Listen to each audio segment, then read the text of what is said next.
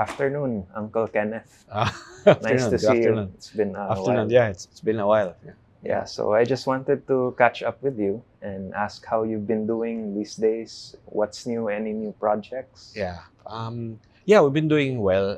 Well, since the pandemic, I think we've gone back to traveling. Um, we have a lot of new projects from all over the world, and we're healthy. Yeah, and yeah, we have a lot of exciting things coming. So Yeah. economy is really back. Demand is high. Yeah, Would you yes. say? Well, so there's it depends. No? Depends. Europe, as you know, there's a war going on, so the demand has slowed down. In the U.S. is still good, but I see also signs of probably a recession coming. So demand has also started to slow down, and hopefully here in the Philippines, uh, we're still pretty strong. Okay. Yeah. Maybe going back to your journey as an Mm. industrial designer, maybe you can walk us through how that all began, how it unfolded. Yeah. So um, I was my mother was designing furniture, and we used to do it at the back of our house. We used to live in Lahog. We had a quaint house, and she was making furniture in her backyard. So my childhood was spent with all the workers, all the craftsmen who were making the furniture.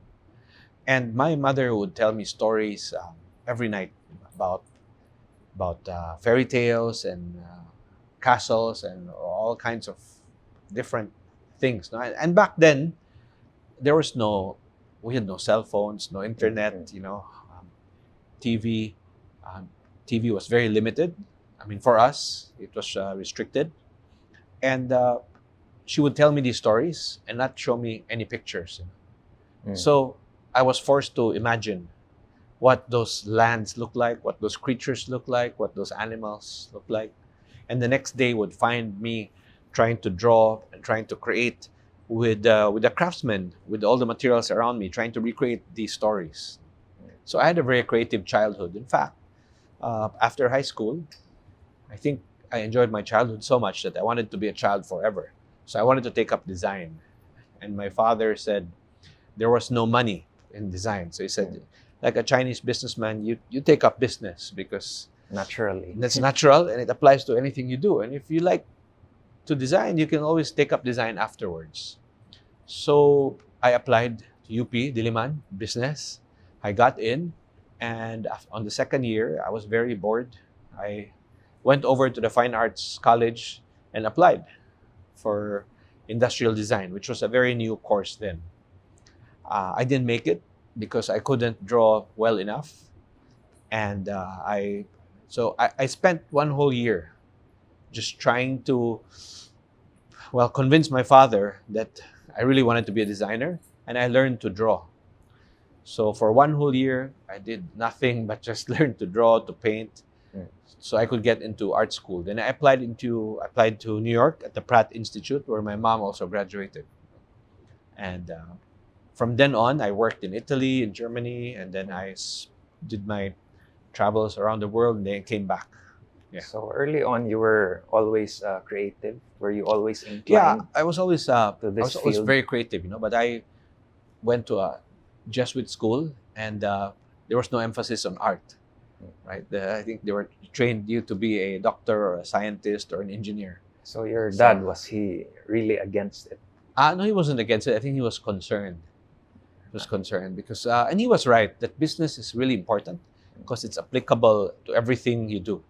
So even now, I'm very happy that I took up some accounting courses, that I understand a bit of business, finance, and I'd like to say a good designer is also an entrepreneur. So you have both the left and right hand brain working.